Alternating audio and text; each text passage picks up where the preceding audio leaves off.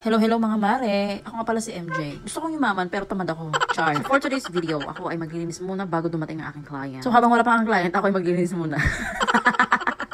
Ginaliktad lang. Char.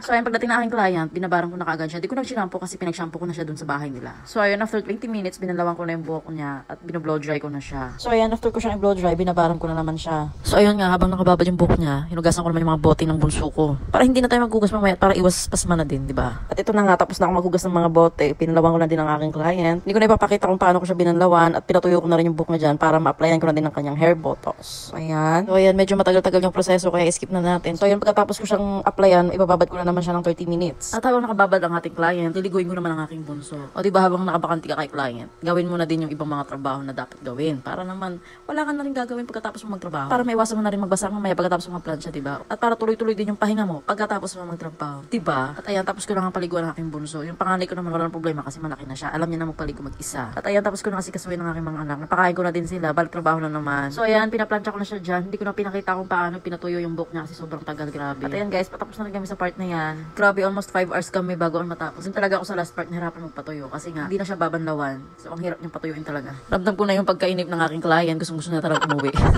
So, ayan, tapusin na natin to para matapos na. At ayan na nga, papadaanan ko lang ng plancha para okay na. At finally, ayan, natapos na nga. So, ito na siya.